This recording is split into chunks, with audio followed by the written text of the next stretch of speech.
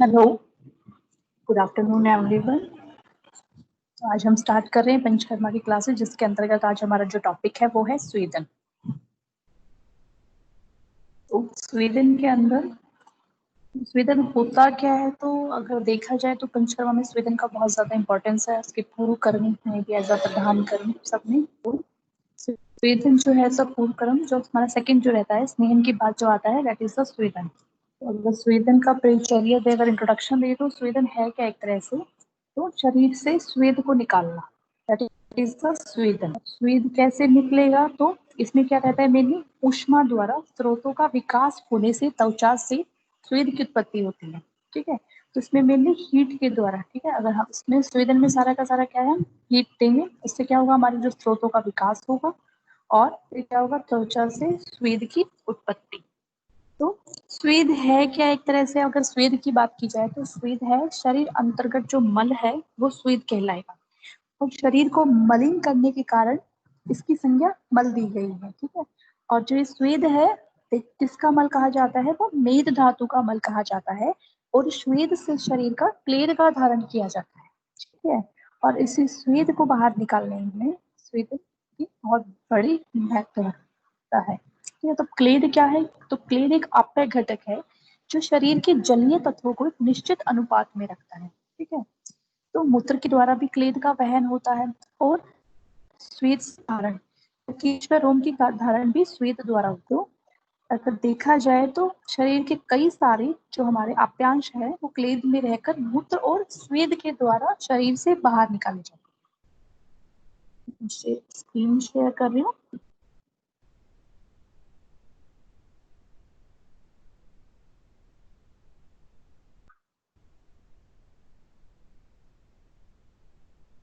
तो आज का जो है टॉपिक, उसकी सबसे पहले स्वेदन की क्या डेफिनेशन होती है।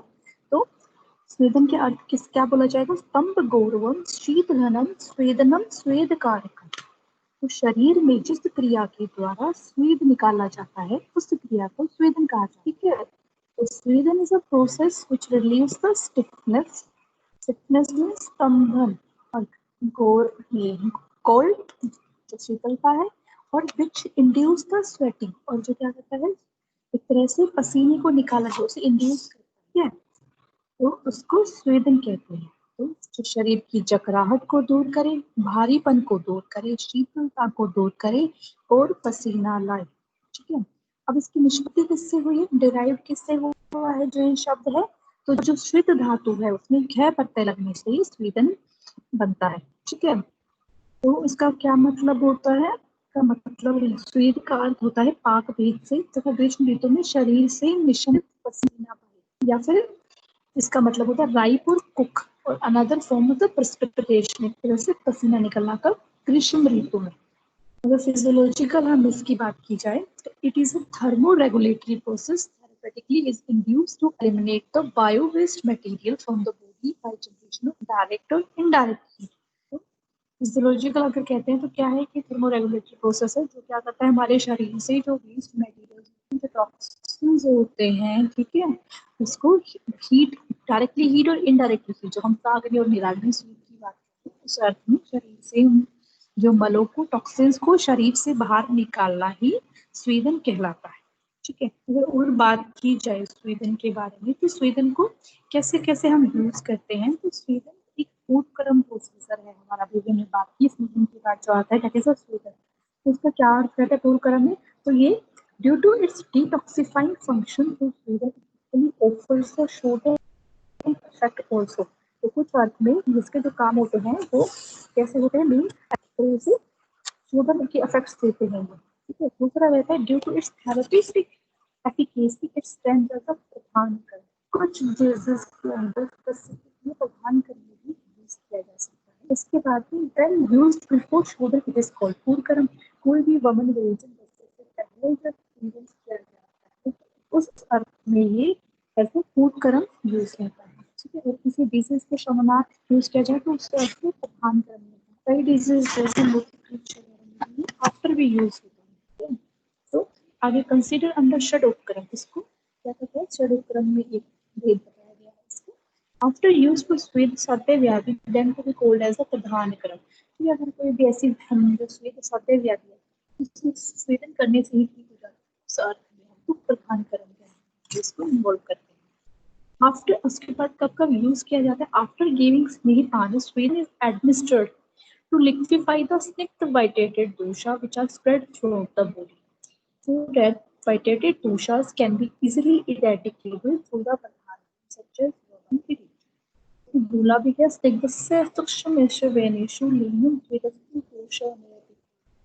तो क्या होता है, स्वीडन के जो भी दोष होते हैं वो लिक्विफाइड हो जाते हैं और वो क्या करते हैं, आसानी से शाखा से कोष्ठ की तरफ आ जाते हैं और द्रव्यता में वो क्लीन हो जाते हैं। ठीक है, कोष्ठ से वो द्रव्य हो जाएंगे। ठीक है, जिससे कि आसानी से पंचकर्मा में जैसे वमन और विरेचन के द्वारा उसको जो भी नियरेस्ट रूप होगा उससे हम उसको इरेडिकेट कर सकते हैं। उसके बाद बात आती है most of the heat generated by deep organ, जैसे हमारे हार्ट हो गए, ब्रेन हो गई, मसल हो गई, as a byproduct of metabolism is transferred from the deeper organs and tissue to the skin. तो क्या करते हैं, उन ऑर्गन से टिश्यू तक में where it is lost to the air and surrounding by radiation, conduction and the evaporation also. अब क्या मैकेनिज्म होता है स्वेदन का? तो मैकेनिज्म के अंदर तो इसमें सबसे फर्स्ट जो रहता है that is the modulation of physiology of thermoregulation. ठीक है, तो उसमें इसका आउटकम क्या है, जैसे इनहांस स्वेटिंग। मेनली जो हम जो फिजियोलॉजिकल अगर देखा जाए मॉडर्न से, तो सबसे पहले क्या कारण है कि ये इंड्यूस करता है, इनहांस करता है स्वेटिंग के प्रोसेस। ठीक है, सेकेंडली पॉइंट आता है decrease the plasma volume. Plasma volume को डिक्रीज करता है, जो WBC प्रोटीन लेवल्स होते हैं उनको डिक्रीज करेगा, and also increase the plasma osmotic pressure and the water from intra to the extra cellular. उसके बाद में इसका और क्या कंसेप्ट अगर देखा जाए तो मैकेनिज्म क्या है, तो इसका मेन इफेक्ट जो रहता है that is a heat generation, मतलब शरीर में हीट का उत्पादन करना। ठीक है, तो कैसे करेगा, एक्सेलरेशन ऑफ हीट जनरेटर्स। तो किस किस मेथड से, फिजिकल एक्सरसाइजेस से हो सकता है, वो हंगर के कारण हो सकता है, अल्कोहल कंजप्शन मद्यपान से हो सकता है, और कोई भी इमोशनल जो स्ट्रेस अगर स्टेटस जैसे स्ट्रेस है, क्रोध की कंडीशन है या किसी भी कंडीशन में वो इनहांस हो सकता है। ठीक है, जिससे क्या रिजल्ट आता है, जो हमारा हार्ट रेट होता है वो बढ़ जाता है। ठीक है, वेट है जो वो रिड्यूस्ड हो जाता है। ठीक है, उसके बाद अगर क्लासिफिकेशन की बात है यार, ये देखिए तो इसको जो क्लासिफिकेशन है वो दोनों से ऐसे करके से अलग अलग प्रकार से इसको एक्सप्लेन किया गया है। तो सबसे पहले जो क्लासिफिकेशन है वो हम बात करते हैं द्वंद्वज की। द्वंद्वज मतलब जो दो प्रकार के स्वेदन है, ये चरक सूत्र स्थान के अंदर जो भी चैप्टर में जो है उसमें स्पेसिफिक एक्सप्लेन किया गया है कि द्वंद्वज भेद में सबसे पहले आता है एकांग और सर्वांग, मतलब एक पार्टी स्वेदन होना हो या फिर सर्वांग होना। तो इस अर्थ में सबसे पहले दूसरा जो आता है दैट इज रुक्ष और स्निग्ध भी। तो जो हम इसमें द्रव्य यूज कर रहे हैं दैट इज अ स्निग्ध टाइप होता है, रुक्ष टाइप। तो एज अ द्रव्य भेद से तो ये हो गया रुक्ष और स्निग्ध। फिर आता है साग्नि और निराग्नि। ठीक है, तो जो साग्नि स्वीर है वो चरक में बताए हैं, तो साग्नि में 13 भेद बताए हैं और निराग्नि में 10 भेद इसमें बताए। उसके अलावा अगर क्लासिफिकेशन किया जाए विविध से, तो जो कर्मानुसार है वो संशोधनीय और संशमनीय। ठीक है, आचार्य दलहन जो है हमारे शिष्य के प्रकार में उन्होंने स्पेसिफिक डिस्क्राइब किया है कि संशोधन कर्म और संशमनीय की, मतलब उसके कर्मों के आधार पर उसको दो प्रकार से डिवाइड किया। उसके बाद में बल और उसके रोग और रोगी के बल के अनुसार स्वेद को महान, मध्यम और मृदु कि उसका अफेक्ट के अनुसार क्या उसका अफेक्ट आएगा रोग और उसके बल। तो 3 प्रकार से इसको डिवाइड किया है। फर्दर जो आचार्य वाग्भट है उन्होंने इसको 4 प्रकार से डिवाइड किया, ताप, उष्मा, उपनाह और द्रव्य स्वेद, जिसमें फर्दर जो उष्मा स्वेद है वो पिंड, संतक, नाड़ी, अश्मघन, कुंडी, कोटि, जनता ये सब इसके अंदर इंक्लूड हो जाए। ठीक है, तो चतुर्विध अग्नि स्वेदो भवन्ति ताप, उपनाह, उष्म, द्रव्य भेदे। फिर आचार्य काश्यप है जो उनके अनुसार ये 8 प्रकार से स्वेदन को डिस्क्राइब किया। आचार्य कश्यप ने सबसे पहले हस्त स्वेद है वो डिस्क्राइब किया था बच्चों के अंदर। ठीक है, तो 8 प्रकार के जो भेद की बात की जाती है, तो जनन प्रभृत बालानाम स्वेदमाष्ट विधम हितम हस्त स्वेद प्रदेश्च नाड़ी वस्त्रा संकरा उपनाहु अवगाहश्च परिषेक सुता अष्टमा। ठीक है, ऐसा कह के काश्यप के सूत्रस्थान के अंदर इसको एक्सप्लेन किया गया कि काश्यप अनुसार 8 प्रकार के स्वेदों के बारे में बताया। इसके बाद जो मेन जो स्वेद अगर हम पढ़ते हैं, अगर हम बात की जाए कि चरक अनुसार कौन सा स्वेद है, तो that is of the two types, that is the साग्नि and the निराग्नि स्वेद। तो साग्नि स्वेद के अंदर 13 भेद होते हैं। ठीक है, जो संकर, प्रस्तर, नाड़ी, त्रिशेक, अवगाह, चेंताक, अश्मघन, कर्षु, कुटी, भू, कुंभी, कूट, होलाक। इसको बड़ा अच्छा श्लोक है, तो अगर हम वो याद करना चाहे तो हम वो अच्छे से याद करते हैं। शंकर प्रस्त्रो नाड़ी परिषेको अवगाहनम चेंताको अश्मघन कर्षो कुटी भू कुंभी होलाक इत्यादि स्वेदयंती त्रयोदश। ठीक है, तो इस प्रकार ये 13 प्रकार के स्वेदन बताए गए।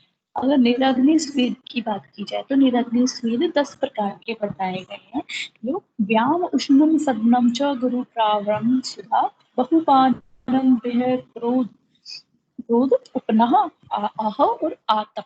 ठीक है, इस प्रकार ये 10 प्रकार के स्वेद के अंदर डिफाइन किए। ठीक है, तो अब सबसे पहला अगर हम देखा जाए तो इनके बारे में जो विस्तृत जानकारी है वो हम पहले आंसर को समझते हैं। सबसे पहले होता है संकर स्वेद। संकर स्वेद क्या होता है? ठीक है, तो संकर स्वेद एक तरह से किसको बताया गया है कि स्वेदन द्रव्य जो होते हैं उनको कूट पीस कर जो पोटली बनाई जाती है। ठीक है, एक तरह से जो पिंड स्वेद है वो भी संकर के अंदर इन्वॉल्व हो जाते हैं। ठीक है, इसमें क्या होता है, मेनली पोटली बनाना। किसकी पोटली बनाना? जो भी हमने स्वेदन द्रव्य की मांस आती है इनकी पोटली बनाना, उसको क्या कहते हैं? संकर स्वेद कहलाता है। ठीक है, संकर का मतलब ही क्या होता है? संकर का मतलब होता है मिश्रण करना। ठीक है, तो इसका मिश्रण करना, दो या अधिक द्रव्यों का सम्मिश्रण से जो बना हुआ जो पदार्थ होता है, द्रव्यों को मिला के जो बना पिंडाकार जो हम बनाते हैं, दैट इज स्वेदन। तो पिंड बनाने के कारण इसको पिंड स्वेद भी कहते हैं। तो संकर स्वेद का जो एक और नाम है दैट इज वो पिंड स्वेद। तो इसमें क्या होता है, शरीर में साक्षात ताप पहुंचाया जाता है, मतलब डायरेक्टली सीधे तरीके से क्या होता है, ताप पहुंचाया जाता है, इसलिए इसे ताप स्वेद भी कहा जाता है। ठीक है, तो संकर हमें पता चला कि इसको पिंड स्वेद और ताप स्वेद भी बोला जाता है।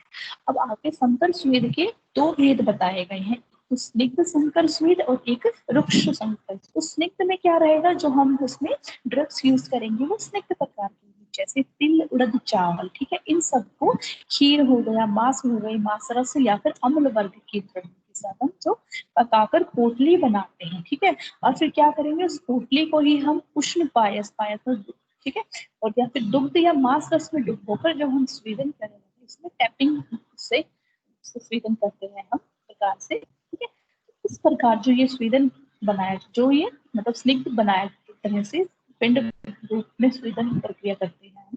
तो इसमें क्या होता है, मेनली तो स्निग्ध है तो किसमें काम करेगी, ये वात व्याधियों के अंदर करेगी, या फिर वात प्रधान जो रूप होंगी उसके अंदर स्निग्ध संकर स्वेद को यूज किया जाए। ठीक है, दूसरा इसका प्रकार है रुक्ष संकर स्वेद। तो जैसे नाम आता है इसका रुक्ष संकर स्वेद, तो गाय, बकरी, घोड़ा, गधा आदि जिनके जो भी सूखे जो हमारे रहते हैं, तो रीछ हो गई, लोहे के पिंड हो गए, धूल हो गया, बालू आदि की पोटली से गरम गरम स्वेदन करना रुक्ष संकर स्वेद कहलाता है। ठीक है, उसके बाद इसके अंतर्गत अगर एग्जाम्पल की बात की जाए, जैसे बालू का स्वेद हो गया, वो भी क्या होता है, रुक्ष स्वेद के अंतर्गत आता है। स्वेद मेनली यूज कहाँ करते हैं, जहाँ पे भी स्तंभता हुई कफज, जहाँ पे भी मेनली डोमिनेंसी होती है, जैसे आम दोष हो गया, और उस स्तंभ में भी अगर बोला जाए तो हम रुक्ष स्वेदन का यूज कर सकते हैं। मेदो रोग हो गया, ग्रंथि की कंडीशन हो गई, या फिर कफज विकार या शोथ शूल हो गया, तो उन कंडीशन में हम रुक्ष स्वेद को यूज करेंगे। ठीक है, तो इस प्रकार से संकर स्वेद में हमने पढ़ा कि पिंड बनाया जाता है, संकर का मिश्रण करना, को मिश्रण करके पिंड रूप में जब इसको कन्वर्ट करते हैं उसे स्वेदन किया जाता है।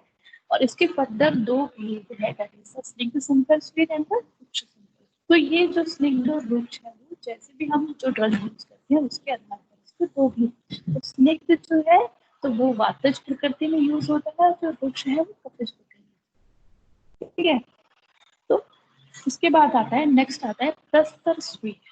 प्रस्तर स्वेद जैसे, तो इसका मतलब हो गया एक तरह से कोट बैठ एक तरह से। ठीक है, तो इसमें जो होता है पुरुष के जो सोने योग्य एक पत्थर की चौकी बनाई जाती है, ठीक है, जो कितनी, तो मेनली जो 6 फुट लंबी, 2.5 फीट चौड़ी और 2 फीट ऊंची होती है, इस प्रकार की हमें पत्थर की चौकी बनानी है, ठीक है। और हमें क्या क्या लेना है इसमें, फिर उस चौकी पर हमें सूख दाने, ठीक है, सूख दाने जैसे चावल हो गए, गेहूं हो गया, यव हो गया, ठीक है, और शमी धान्य, शमी में क्या आ जाएगा, उड़द हो गई, मूंग हो गया, चना हो गया, कुल्थी हो गई आदि, या फिर शुद्ध धान्य, इनकी खिचड़ी, या फिर विषावर जैसे निरस्थी मांस ले लिया, खीर ले लिया, तिल मांस और चावल की खिचड़ी आदि, ठीक है। तो क्या करना है, इन द्रव्यों को पकाकर गरम गरम मोटी परत के रूप में उस पत्थर की चौकी पर फैला देना है, ठीक है।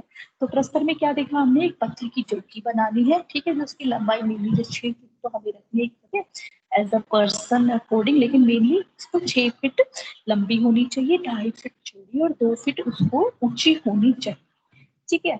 तो इसके ऊपर क्या करना है, फिर हमें सूप और जो शमी धान्य है, खिचड़ी वगैरह ऐसी जो चीजें हैं, तिल मांस चावल होता है, खिचड़ी बनाकर उसको पकाकर, ठीक है, उसको क्या करना है, उसकी एक जो मोटी लेयर है, परत है, उस चौकी पर बिछा देनी है, और उसके ऊपर क्या करना है, फिर ऊन या रेशम की चादर या एरंड के पत्ते, ठीक है, या फिर अर्क के पत्ते जो भी अवेलेबल हो, उसको बिछाकर, ठीक है, उस पर क्या करना है, हमें ऐसे व्यक्ति को लिटाना है जिसने पहले से अध्ययन किया हो किसी वातनाशक तेल से, ठीक है।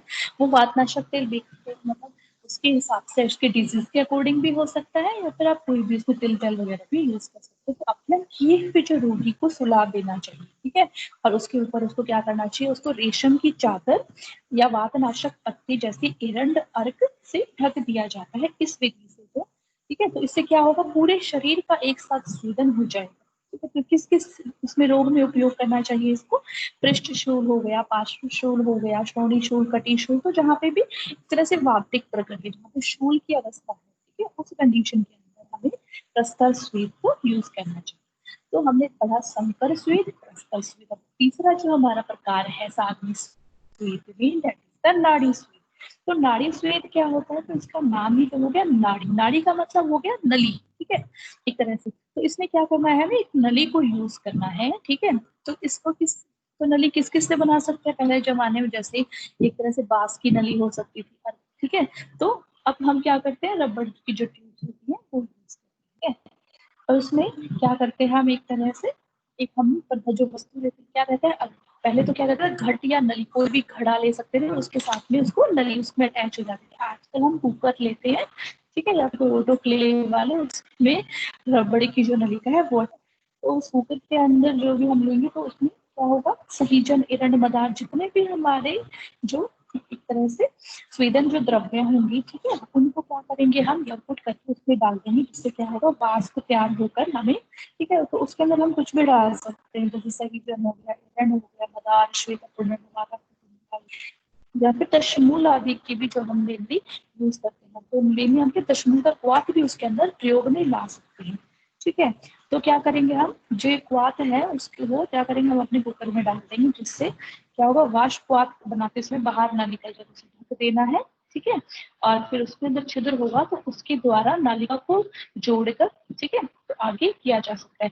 तो अब ये जो नालिका है वो कितनी होनी चाहिए, तो जो नालिका की लंबाई है वो 6 फुट बताई गई है, एक व्याम बताई गई, ठीक है। जो नाड़ी स्वेदन की जो नली, जो उसमें यूज होती नलिका, वो कितनी लंबी होनी चाहिए, 6 फुट लंबी होनी चाहिए, ठीक है। और वाष्प के वेग को रोकने के लिए नली 3 स्थानों से मुड़ी होती है, ठीक है। एक तो नली को घुट से जोड़ने वाला छोर, ठीक है, दूसरा छोर 2 इंच होना चाहिए, ठीक है। तो यह नली जैसे हाथी की सूंड के समान कैसी होनी चाहिए, उतार चढ़ाव वाली होनी चाहिए, ऐसा हमारा उसमें बताया गया है।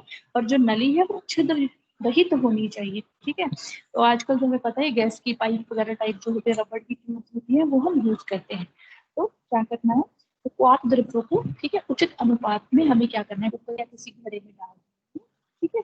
उसके बाद में उसको एक तरह से सीटी लगने देना है, छिद्र बंद करके उसे फटने की संभावना होती है, अतः क्वाथ द्रव्य पोटली में बांध करके भी हम कुकर आदि में उसमें डाल सकते हैं, ठीक है। तो जब उससे जो वो वाष्प निकलेगी, ठीक है, तो स्टीम निकलेगी, उसके द्वारा क्या करना है, रुग्ण व्यक्ति को हमें स्वेदन करना है। तो उससे पूर्व जैसे हमने किया था, स्वेदन करने से पहले रोगी को क्या करना है, स्नेहन करना है, अभ्यंग करना है, ठीक है, उसके बाद ही उसको नाड़ी स्वेदन दी। तो मेनली जो कर्म होता है वो नाड़ी स्वेदन हम बहुत ज्यादा आप लोगों के लेवल पे भी करते हैं उसको, तो प्रतिदिन 10 से 15 मिनट तक, ठीक है, ये सब गर्म होने चाहिए, या फिर इसकी विधि 7 सुबह 21 दिन भी आप इसको लगातार और लोगों के अवस्था अनुसार इसको यूज कर सकते हैं। तो उसका जो प्रयोग है वो कौन कौन से डिजीज में होता है, रस्सी हो गई, पृष्ठशूल हो गया, कटिशूल, पक्षाघात, अंग मर्द संकोच, या फिर कोई भी मांसगत जो विकार वात विकार है उनमें भी लाभकारी होता है। ठीक है, तो भी संकर हो गया, प्रस्तर हो गया, नाड़ी। अब जो चौथा प्रकार है सागरी स्वेद का, दैट इज द परिषेक स्वेद। तो उसका नाम ही है परिषेक। तो परिषेक का मतलब क्या हुआ, एक तरह से धारा गिराना। ठीक है, तो किन किन की, जो वात कफन जो औषध है, या वात हर जो औषध है, उनकी वात से शरीर पर धारा गिराना। तो एक प्रकार से द्रव स्वेद का भी ये प्रकार हो गया। ठीक है, तो वो क्या हो गया, परिषेक कहलाता है। तो कैसे करना है इसको, जो रोगानुसार जो औषध है उसको स्वेद तेल से रोगी के शरीर पर अभ्यंग कराकर उसको हल्की चादर से ढक दिया जाता है। और जो भी हमारे नाड़ी स्वेद में जो हमारे द्रव्य उसका क्वाथ बना ले, और उसको क्या करें, एक छोटी कुंभी सुराई या फिर जो होते हैं जिसके अंदर जैसे हम फूल सींचने वाले जो फुहारे रहते हैं, तो ऐसे क्या करना है, उससे पूरे शरीर पर जो धारा गिरानी है। ठीक है, वो उससे स्वेदन किया जाता है। तो इसमें क्वाथ के स्थान पर हम तेल, दूध, घृत आदि मतलब दुग्ध आदि का भी प्रयोग कर सकते हैं। तो सुखोष्ण जो धारा के रूप में जो स्वेदन किया जाएगा, ठीक है, उसको परिषेक स्वेद किया जाएगा। और ये कितने अंगुल ऊंचाई से गिराना चाहिए, तो ये बहुत इंपॉर्टेंट है। परिषेक में 12 अंगुल ऊंचाई से धारा को गिराना चाहिए। ठीक है, ये आधे से 1 घंटे अवस्था के अनुसार आप कर सकते हैं। इसका उपयोग मेनली गुल्म, अनाह, तूनी, प्रतितूनी, जो शूल, उदावत, अष्ठीला, आध्यमान में, ठीक है, इसमें कर सकते हैं। परिषेक एकांश वेद भी कर सकते हैं और आप सर्वांश वेद के अंदर इसको यूज कर सकते हैं। तो इस परिषेक के बाद जो नेक्स्ट आता है, दैट इज द अवगाहन स्वेदन। तो अवगाहन स्वेदन जो रहता है वो एक तरह से जो आजकल डब्बा जो यूज करते हैं उस प्रकार से है। ठीक है, तो अवगाह का अर्थ है मंचन करना, मतलब शरीर का जो हमारा आधा जो भाग रहता है वो हमारा जल, क्वाथ या स्नेह में डूबा हुआ होता है। तो इसमें जो सामग्री है इसमें क्या है, तो एक तरह से शरीर के हाफ पार्ट को पानी में भिगोना है, तो इसमें भी क्या करना है, हमें क्वाथ लेना है या कोई भी द्रव्य जो है वो यूज करनी है। तो इसमें दशमूल हो गया, निर्गुंडी हो गया, या फिर हम कोई भी वातहर द्रव्य का सिद्ध तेल भी ले सकते हैं, जो अवस्था के अनुसार ये सब इसमें यूज कर सकते हैं।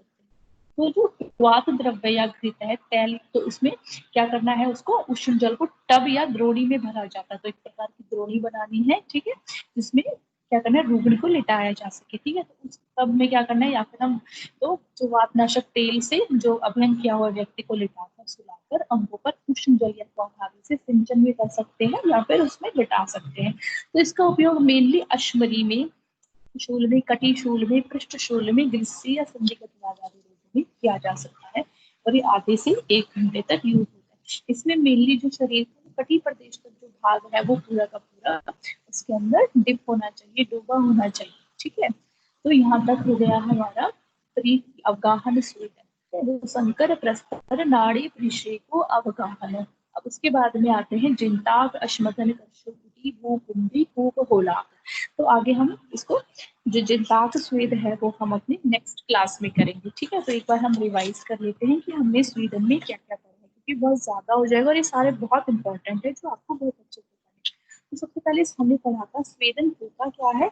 तो स्वेदन क्या रहता है, ठीक है, मतलब जिससे क्या हो, हमारी त्वचा में स्वेद की उत्पत्ति। तो हम क्या कर रहे हैं, मेनली स्वेदन से हम स्टिमुलेट कर रहे हैं, इनहांस कर रहे हैं स्वेटिंग। ठीक है, तो हमारा क्या होता है, जिससे हमारा जो स्वेद है वो शरीर से बाहर निकल जाए। स्वेद अकेला नहीं, अपने साथ जितने भी टॉक्सिन्स होते हैं उसको भी साथ में एलिमिनेट कर दे। ठीक है, तो इसकी डेफिनेशन की बात की जाए तो दैट इज स्तंभ गौरवम शीत घनम स्वेदनम स्वेद कारकम।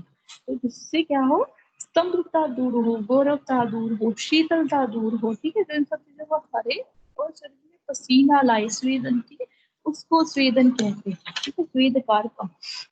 अब देखा जाए इसकी निष्पत्ति किससे हुई थी, तो इसकी निष्पत्ति हुई थी स्वेद धातु में व प्रत्यय लगभग। ठीक है, इसके बाद में इसका अर्थ क्या है, पाक भेद सदा ग्रीष्म ऋतु में शरीर से निस्यंदित पसीना। तो इसकी उपयोगिता क्या हो सकती है, अगर हम इसकी यूटिलिटी की बात की जाए स्वेदन की, तो जैसे पहला जो पार्ट था इसकी डेफिनेशन में, दैट इज स्तंभता का नाश होना, कोई भी स्टिफनेस है उसका नाश हो जाना, भारीपन का ह्रास होना। तो भारीपन का ह्रास होना था, हम इसको ओबेसिटी वगैरह में भी यूज कर सकते हैं। पसीने का आना, अब स्वेदन है तो पसीने का निर्गमन तो इसमें ठीक है। शीत स्वेद होगा तो शीतलता जो होगी, ठंड होगा, उसका नाश होगा। दोषों का द्रव्यकरण होना, ठीक है, क्षारों क्या होंगे, द्रव्य हो जाएंगे, पिघल जाएंगे, ठीक है, जिससे क्या होगा, वायु का नियमन भी होगा, ठीक है। फिर अंगों में मृदुता आना, स्वेट निकल जाने से क्या होगा, जो हमारे अंग प्रत्यंग होंगे वो मृदु हो जाएंगे। अग्नि का प्रदीप्त होना, ठीक है, अग्नि भी साथ में प्रदीप्त हो जाएगी। त्वचा में निखार आना, तो स्रोतस एक तरह से हमारे इसमें क्या हो जाएंगे, तो है स्रोतस का विकास हो जाएगा। विकास हो जाएगा तो क्या होगा, हमारे जो त्वचा है उसमें निखार होगा, आहार में रुचि उत्पन्न हो जाएगी, प्रदीप होने से कारण क्या होगा, आहार में भी रुचि उत्पन्न हो जाएगी। निंद्रा का नाश होगा, निंद्रा उससे लेकिन कम आएगी। संधियों में सक्रियता का होना, तो संधियां बहुत अच्छे से अपने सक्रिय हो जाएंगे, अपना वर्क है वो बहुत अच्छे से करने लगेंगी। दोषों का शोधन होना और स्रोतों के शोधन होने से शरीर का मल का निकलना, तो स्रोतों का शोधन हो जाएगा, स्रोत शोधित हो जाते हैं, तो उससे क्या होगा, शरीर से मल का अच्छे प्रकार से निकलेगा।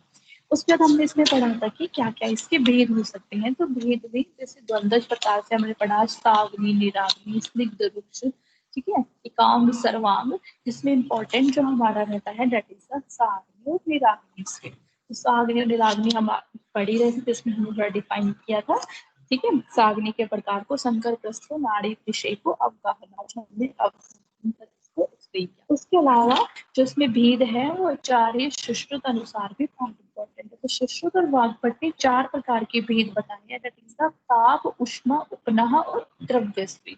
ऐसे ही हमारे कश्यप है जो, उन्होंने भी 8 प्रकार के, अगर बताया पूछा जाए कि कश्यप अनुसार कितने भेद होंगे, तो 8 प्रकार के जो भेद है उसमें डिस्क्राइब है, दैट इज द हस्त, प्रदे, नाड़ी, प्रस्तर, संकर, और त्रिशेक। उसके अलावा आचार्य जो डलहन है, उन्होंने इसको कर्म इसके 2 प्रकार के भेद बताए गए हैं, दैट इज द संशोधन और संशमनीय स्वीर, ठीक है।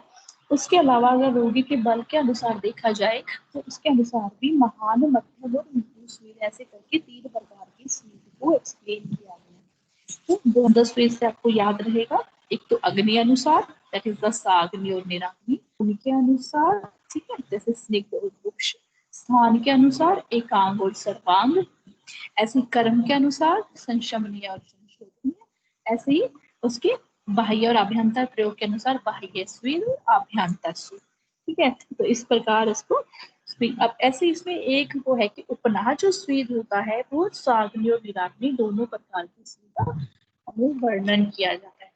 इसके अलावा जो चरकने निराग्नि स्वेद में बहुत सारे हैं, तो इस प्रकार के स्वेद निराग्नि स्वेद में बताए हैं। व्यायाम, उष्ण सदन, व्यायाम मतलब जो एक्सरसाइजेस करना है, उष्ण सदन मतलब किसी भी गर्म कमरे में रहना, गुरु प्रवाण अपनी जो बॉडी है उसको ब्लैंकेट से कवर करके रखना, शुदा भूख, ज्यादा भूख लगना, ठीक है, बहुपान, ज्यादा ही मद्यपान करना, वह किसी भी डर से रहना, एक्सपीरियंस ऑफ एनी फियर, क्रोध, गुस्सा करना ज्यादा, उपनाह, ये जो हम कुछ भी पेस्ट अपने जो शरीर पे लगाते हैं, आह मतलब फाइटिंग करना किसी से, और आतप मतलब ज्यादा ही हम सनशाइन मतलब सूर्य के किरणों के नीचे में, ठीक है। तो आज की हम क्लास है जो हमारे, हम यहाँ पे खत्म करते हैं, कल हम आगे फिर उसके बाद में अब जिन पार्ट है जो इसके आगे से हम स्टार्ट करेंगे साथ में, ठीक है। आज को हम अपना यहीं पे फिनिश करते हैं।